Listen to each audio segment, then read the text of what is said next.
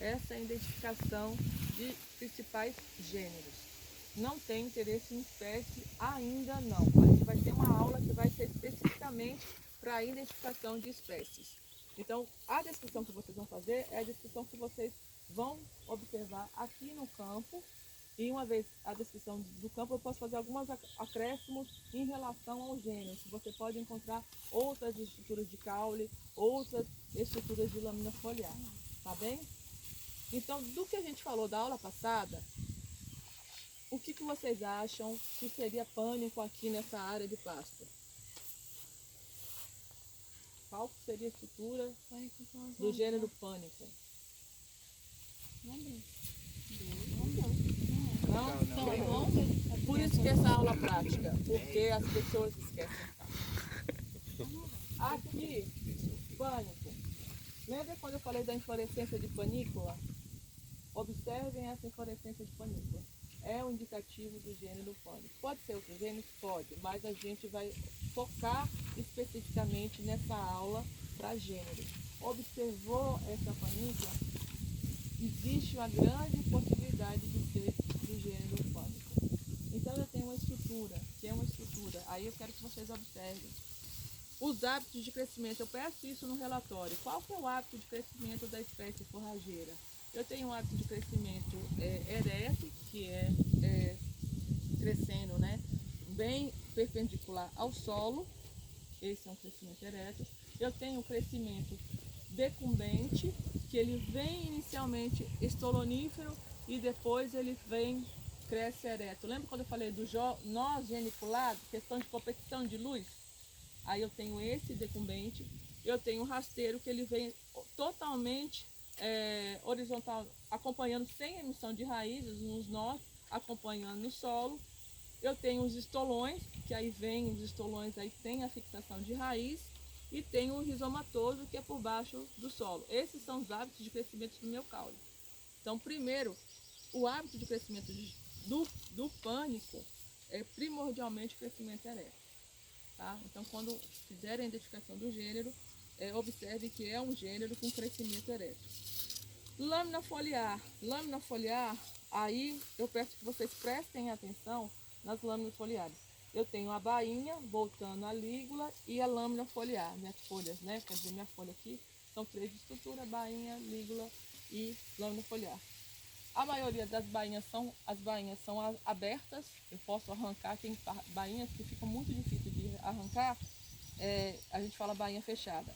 Eu tenho pilosidade, pouca pilosidade, a coloração da pilosidade é uma coloração branca, esbranquiçada, pouca pilosidade na bainha, na parte externa. A minha lígula, gente, olha como é essa lígula. Essa lígula é uma lígula que é bem desenvolvida, pilosa, bem desenvolvida, pilosa, que a gente pode observar aqui, ó. Coloração da pilosidade, tanto de bainha, quanto lígula e quanto de lâmina foliar, são todas colorações brancas. A característica desse gênero é muito fácil de verificar também, que na minha lâmina foliar eu tenho uma característica que a nervura central ela é destacada. Tem espécies que eu não tenho essa nervura central destacada quando ela está totalmente expandida. Em estágios iniciais a gente não observa essa nervura destacada, mas quando ela está desenvolvida eu consigo observar essas lâminas, essas nervuras centrais. Lembrando que, sendo gramínea, eu tenho nervuras que são paralelinérvias, e quando eu tenho a minha borda é uma borda serrilhada. Se eu chegar aqui, encostar a mão aqui, ela corta. Então, bordas serrilhadas, a forma lanceolada, bem desenvolvida e comprida, que é a característica desse gênero. Pigmentação é verde escura aqui. Às vezes eu tenho pigmentações amareladas que são relacionadas à falta de nitrogênio, não em relação às características da espécie, mas assim, deficiências nutricionais, tá? Então eu tenho, quando eu falo do caule, observem que o caule quando eu olho o caule eu tenho um caule que os nós têm pilosidade nos nós. Eu vou observar a pilosidade nos nós, e eu tenho um entrenós que eles são mais compridos. O caule é um caule tenro, bem desenvolvido, e eu tenho um porte mais para acrescentar em relação ao caule, O porte é um porte de espécies que estão de 3 a 4 metros, a depender da espécie. Mas esse gênero, geralmente, eu tenho algumas espécies que têm porte menores, mas geralmente a grande maioria tem porte de 3 a 4 metros. Qual que é a utilização? Diga. Essa característica que você tem, Ru, significa o quê? Significa que não é lenhoso, ou seja, ele tem uma consistência que não é madeira tão sólida quanto outras estruturas de caule. Assim, é macio, vamos dizer assim. Quando eu estou falando de um caule macio. E aí, essa coloração escurecida, você não falou, nas bordas, não é isso? não, na verdade, nas lâminas foliares, ali, geralmente eu tenho um verde intenso. Essa é a característica desse tipo de capim. Essas lâminas foliares com um verde mais intenso. Às vezes eu encontro características assim amareladas, mas essas lâminas amareladas não é característica da espécie. É deficiência de nitrogênio, geralmente, quando eu consigo verificar esse amarelidão assim na lâmina foliar. Certo? Então eu falei do caule, do crescimento desse hábito de crescimento do caule, de lâmina foliar, do porte. Agora, quando eu falo de inflorescência, aí eu tenho uma inflorescência aqui na minha mão. Deixa eu cabeçando, gente, pelo amor de Deus. Panícula, conjunto de rastros, aqui cada um é um rastro. Aqui eu tenho minha estrutura, mas isso aqui já é outra. Me lembrando, né, que as estruturas que estariam aqui, que agora caíram, que já sementearam. Lembrando que o pânico, eu tenho uma reprodução assexuada, ele não necessita de outra planta, não é autofecundação. Então, boa parte das sementes já caíram aqui. E aí, uma vez que caíram, às vezes não consegui observar, mas geralmente eu tenho as minhas espiguetas, minhas unidades florais, elas são bem ovaladas. E essas estruturas aqui são estruturas que a gente chama de Rhachis ou Rhachila. Rhachis ou Rhachila. A estrutura de sustentação. É um conjunto de ráculas, é isso ou ráculas? É um conjunto de rastros, a gente chama de panícula. Na literatura, vocês vão encontrar também, muito comum, inflorescência de pânico, inflorescência de peniceto, inflorescência de urucoa. Mas eu faço a descrição da estrutura, do arranjo, como é que essas unidades florais estão dispostas na inflorescência. Aí, quando eu falo assim, panícula aberta, é a disposição que essas flores estão dentro da inflorescência. A ráquila é só essa parte central, no caso? Na verdade, não. Na verdade, a ráquila é a parte central, Rhachis ou Rhachila, vocês vão encontrar esses dois termos, é a parte central e essa parte aqui também. Tudo isso aqui, a estrutura o rastro seria só essa aqui. O rastro seria só esse aqui. Conjunto de racimos, aí eu tenho a panícula. E a ráquila é toda a estrutura de sustentação de minha inflorescência. Ela pode ser a Rhachis ou Rhachila primária e Rhachis ou Rhachila secundária. A secundária Constitua é a estrutura do racimo, no caso. isso, aqui a primária e depois eu venho a secundária. Aí elas vão ramificando. Tudo bem? Utilização. Toda vez que eu faço de utilização, quando eu falo de utilização, eu já tenho que começar a imaginar no porte e na produção. Aqui, quando eu falo do pânico, boa parte das vezes eu posso utilizar para pastejo, observando a altura de entrada, porque eu não vou colocar os animais para pastejar bovinos nem ovinos para pastejar capins com 3, 4 metros. Então, assim, observem, posso utilizar para pastejo? Posso, mas observem as alturas. Posso utilizar para produção de silagem, que aí eu tenho uma grande produção de biomassa, lâmina foliar, a relação folha-caule também é muito boa. Posso utilizar para produção de feno? Posso, mas assim, cuidado, que também nos estágios iniciais não também estão desenvolvidas. Se eu for fazer o feno, eu preciso ter uma máquina condicionadora segadora. Posso fazer capineira, plantar, densado e depois fornecer diretamente coxo, piquei e fornecer direto ao coxo? Posso também. Tá? Então, essa é a utilização para capins do gênero pânico. Tem um aspecto, né? Outra utilização de capim do gênero pânico. Quando eu entro com o gênero braquiária ou urucloa, vocês vão encontrar esses dois termos, urucloa e braquiária, mais recentemente urucloa. Eu tenho a urucloa, que ela já tem um porte menor, uns 90 centímetros, o porte é menor, Eu já estou falando de um crescimento, gente, que é outro tipo de crescimento. Eu estou falando do crescimento que ele vem decumbente. Eu vou encontrar os dois.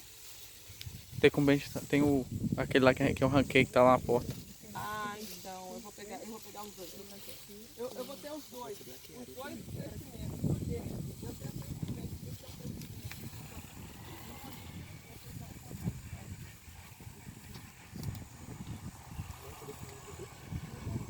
Isso era ali, voltando, né? Desse gênero. Eu vou ter do gênero os estolões, lembrando que os estolões são aqueles que vão na superfície do solo, nos nós eles emitem as raízes e eles fixam no solo. Importante para quê? Recuperação de áreas degradadas, uma vez que eu tenho um emaranhado que forma uma rede e evito o deslizamento do solo. Então, isso é um tipo de utilização para esse capim. E eu tenho, às vezes, lembra é muito comum, né? Ter os nós geniculados, ele vem, esse aqui está aqui mais ou menos, mas assim, ele não vem com emissão de raízes. O que é o decumbente? O decumbente ele não vem com a emissão de raízes, quer dizer, ele vem com estolões, aí no final ele tem aquela competição, ele tem um crescimento ereto no final, é aqui, ó, mais ou menos. Tá vendo que aqui está um nó geniculado? Então, nos meus nós, eu tenho um caule que tem nós geniculados. O crescimento pode ser decumbente, em que ele vem rente ao solo com as raízes se fixando ao solo e depois, no final, vai para um crescimento ereto na questão de competição.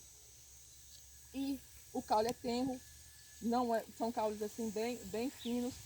E por ter essa característica assim, de lâminas foliares, caules finos, lâminas foliares finas, é muito fácil de fazer a secagem, bem utilizado para a produção de feno.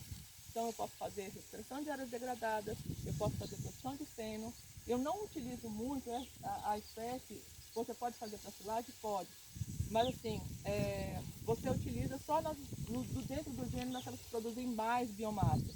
Quando eu tenho pouca biomassa, não é muito usual fazer a silagem. Geralmente eu utilizo espécies de maior produção de biomassa para fazer silagem. Eu utilizo mais para produção de feno, que seria mais adequado.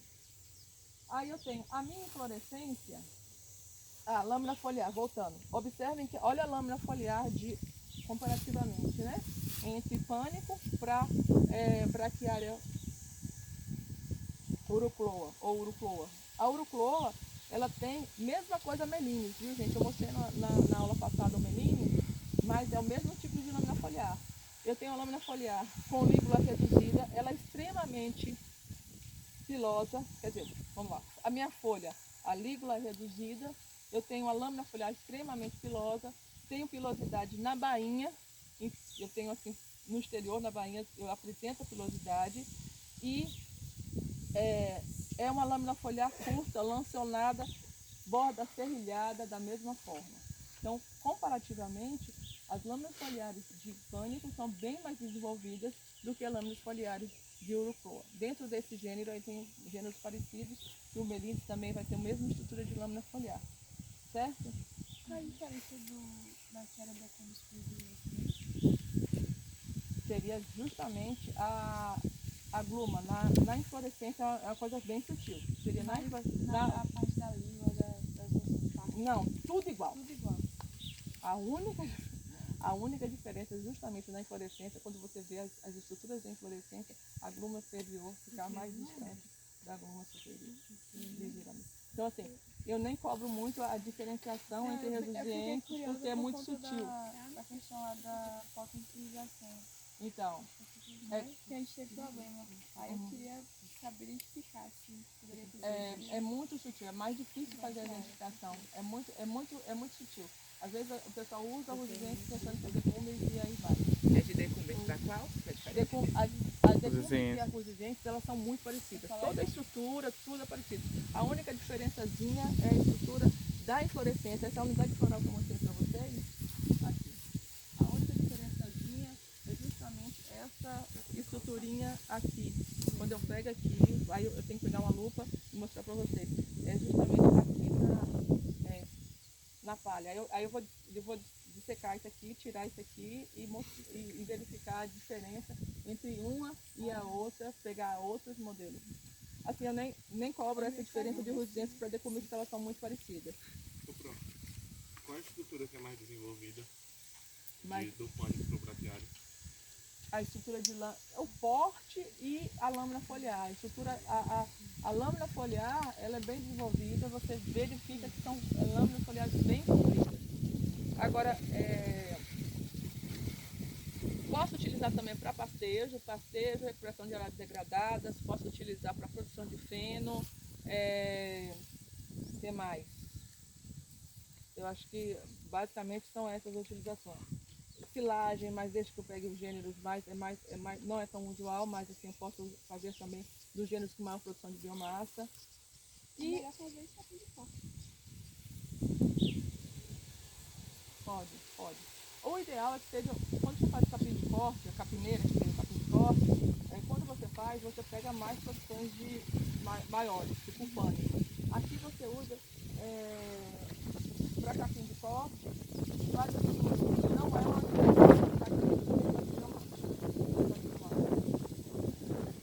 aí eu tenho minha inflorescência. Na minha inflorescência, eu tenho as estruturas de racimo. Lembrando aqui, isso aqui é um racimo, isso aqui é outro racimo. Então, isso aqui são dois racimos. E aí eu tenho uma inflorescência que a gente chama de racimosa. Característica de identificação de urucloa. Eu tenho número de racimos para diferenciar espécies. Aí se eu tenho de 2 a 3, de 2 a 5, aí eu começo a entrar na diferenciação de espécies. Tudo bem? Então eu falei a estrutura, crescimento, caule, folha e inflorescência. No relato, Espécie que pode ser confundida com braquiária. melines pode ser confundido. Mas é o que o pessoal fala, tipo, braquiarão. Não. Porque na verdade todos são do gênero do urucloa. Todos são do gênero urucloa. Mas aí eles costumam falar assim, tem um braquiarão assim. No caso, tudo urucloa. dentro do gênero, a espécie é diferente. Tudo são. Mas quer dizer que seja essa diferença de espécies que eles apelidam assim, né? De braquiarão, braquiarão. Não, na verdade o braquiarão, decúmbios, rosidenses são espécies diferentes dentro do gênero, que eu estou falando só do gênero braquiária. Aí eu tenho espécies diferentes. Na aula da semana que vem, a gente vai falar dessas diferenças entre gêneros, mas urucloa especificamente, para vocês começarem a observar, principalmente das principais. Oi. Em relação à inflorescência e as bordas, O que tem as inflorescências, inflorescência racimosa, né? Que seria característica. E as bordas, eu tenho uma borda serrilhadas, né? A forma é lanceolada sempre, dessas lâminas foliares, e intensa pilosidade. Todas as pilosidades são colorações brancas. certo? Gênero pânico. O que eu quero de vocês é que vocês façam a estrutura. Na identificação de lâminas foliares, comos, eu quero que vocês observem na identificação questões de coloração, pilosidade, onde tem pilosidade, onde não tem pilosidade. Lembrando que eu tenho intensa pilosidade dos nós do meu cômodo pânico, nesse caso que a gente está observando aqui. Eles são bem alogados entre nós. Todas essas características que eu quero que vocês descrevam no relatório, não deixem de. Vamos para cá aqui, forrageira do gênero Penicetum, que eu posso utilizar para produção muito usual, produção como capineira. Aí a capineira, eu planto adensadamente o capim e forneço diretamente ao coxo. Isso é uma forma de utilização. Posso utilizar para pastejo? Posso, mas também nos estágios iniciais, em alturas ideais de 80 centímetros, 70 centímetros, para depender da espécie. Aí eu tenho um como de crescimento ereto. Esse como de crescimento, ele é desenvolvido, ele é bem desenvolvido. Eu não tenho pilosidade nos nós, os meus entrenós são compridos. Eu tenho uma lâmina foliar também com nervura central bem destacada, eu consigo identificar nervura central bem destacada com coloração púrpura. Na verdade, essa lâmina foliar é característica do gênero, essa coloração púrpura, lâmina foliar também púrpura. pilosidade intensa na parte superior, nenhuma pilosidade na parte inferior de lâmina foliar. A minha bainha é uma bainha também com lígula, ou quer dizer, minha lígula, né, da minha folha, é uma lígula desenvolvida, bem desenvolvida, pilosidade branca, em forma de franja, né, parece uma franja aqui. E eu tenho a minha bainha, todas as bainhas que eu apresentei para vocês são bainhas abertas. Todas as bainhas que eu apresentei são bainhas abertas. E, oi. Isso aí é um exemplo de como lenhoso, né? Não, não é lenhoso não. Isso aqui todos são termos. Lenhoso é aquele lá, ó. Lenhoso é o da glisídia. O leguminosa São lá. como os termos. Como o crescimento é ereto? É ereto. O crescimento é ereto. Nesse caso, o crescimento é ereto. E aí eu tenho uma espécie forrageira que o porte também, quando vocês forem fazer a descrição do caule, coloquem lá o porte. Eu tenho 3 a 4 metros de altura, que eu posso utilizar, que é o porte desse capim, podendo chegar até 5 metros. Mas não é o ideal. Na verdade, depende da finalidade. Assim, se eu estou fazendo para capineira, não tem problema não, que esse capim ele cresce para essa altura, para capineira. Mas para pastejo não é ideal. Eu preciso ver que a altura não é indicativo da qualidade. A altura pode ser indicativo Produção de biomassa. de produção de biomassa, não necessariamente que esteja em baixo valor nutritivo. Quando eu tenho assim, o estágio fisiológico, né, se estiver avançado com os dias, aí eu posso fazer um referencial. Quanto mais alto, mais fibroso o material. Mas assim, mais alto, mas relacionando ao número de dias, entenda. Não é a altura que vai me falar necessariamente do valor nutritivo. Às vezes eu tenho espécies que atingem porte alto, mas mantém-se o valor nutritivo. O que vai me falar vai ser o estágio fisiológico da planta, o desenvolvimento dessa planta, se ela está nos estágios mais avançados. A altura ela é negativa para utilização no pastejo, sim. Mas a altura, nesse caso, né, quando tiver estágio mais avançado, já toda ela em florescimento, se estivesse aqui olhando, estivesse totalmente com todas as inflorescências, isso daqui já está avançado, certo? É um indicativo de estágio reprodutivo. E aí eu posso utilizar para pastejo, observando a altura nos estágios iniciais. Eu posso utilizar para capineira, picar o capim, fornecer diretamente ao coxo. Eu posso utilizar para produção de silagem, que é muito utilizado. E produção de feno, toda vez que eu trabalho com capins com mais tenro e com maior umidade, eu tenho que prestar atenção, porque para processo de fermentação eu não posso ter alta umidade. Eu tenho que ter baixa umidade para colocar esse capim dentro de um material anaeróbico, sofrendo um processo fermentativo. Umidade favorece o crescimento de clostridio, e clostridio é são micro-organismos que não são desejáveis no processo de fermentação. Então, cuidado, se eu posso utilizar para silagem? Posso, mas deixe que coloque o aditivo ou faça o processo de amortecimento. Isso é para secar. Mas isso daí é mais utilizado para silagem, não é isso? Na verdade, para capineira. Eu vi para silagem. Então, Capineira. pode ser utilizado para silagem. Ele é mais para capineira, então. Ele é mais para capineira. Geralmente a gente planta, essas áreas desses capins vão estar próximos ao coxo, ao curral. Oi, e já fornece ao gado. Silagem não, né? Silagem, como assim? Silagem? Isso daqui. Posso Também utilizar para pode. silagem, mas desde que, como é um capim, toda vez que eu falo de como, gente, de como que são mais desenvolvidos, tem maior umidade, eu tenho que prestar atenção na umidade desse capim. Certo. Porque se eu ensilar ele tiver com muita umidade, eu vou ter muita perda de efluente e vou favorecer o crescimento de bactérias do gênero de Clostridium.